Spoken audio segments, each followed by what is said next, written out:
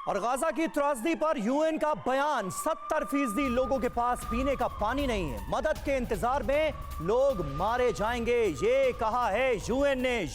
UN Gaza की त्रासदी को आंकड़ों के जरिए बयां करता हुआ नजर आता है। वक्त वक्त पर जब से ये जंग जारी है तब से ये सिलसिला हम देख रहे हैं। मदद के इंतजार में लोग मारे जाएंगे, एक बार फिर संयुक्त राष्ट्र ने चेताया है। और इजरायली सेना के काफिले पर फायरिंग, अल फरा शिविर में सेना के काफिले पर फायरिंग हुई है, गोलीबारी हुई है। इजरायली सेना का काफिला और इसके ऊपर ये देखिए गोलियां चली हैं, तस्वीरें भी सामने आई।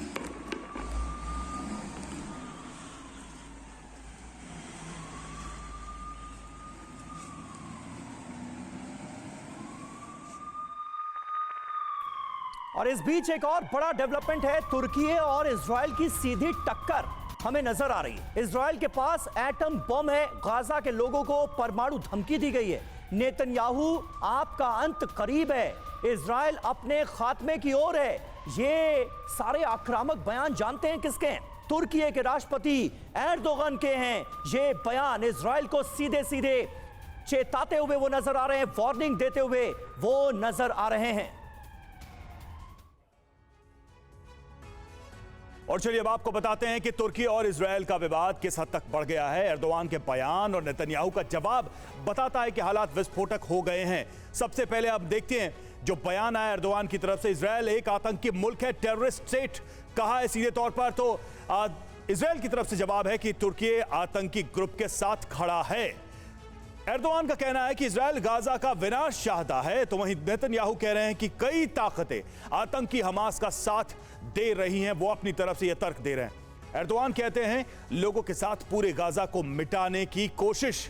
वहीं इजरायल की तरफ से कहा गया कि इजरायल को आतंकी देश कहा लेकिन हमास का साथ दिया, यह तर्क दिया जा रहा है नेतन्याहू की तरफ से।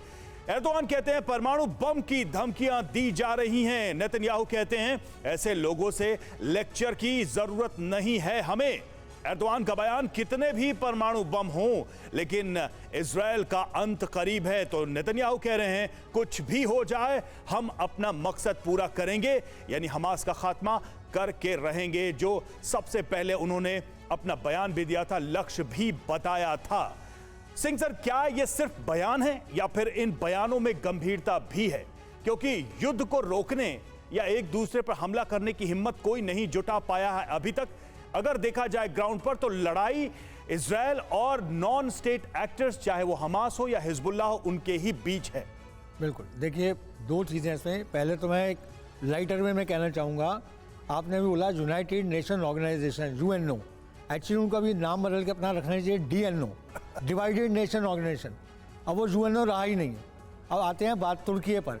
तुर्की और ईरान जो हैं, दोनों जो हैं मुस्लिम उम्मा के, इस्लामिक उम्मा के नेता बनना चाहते हैं इस पूरे वर्ल्ड में। इतने देश हैं, उसके लिए ऐसी बयानबाजी सामने आएगी। दोनों ही बयानबाजी करते रहेंगे लेकिन सामने से नहीं आएंगे, क्योंकि उनको दोनों को मालूम है कि जो इजराइल की ताकत है वो बहुत ही ज़्यादा है।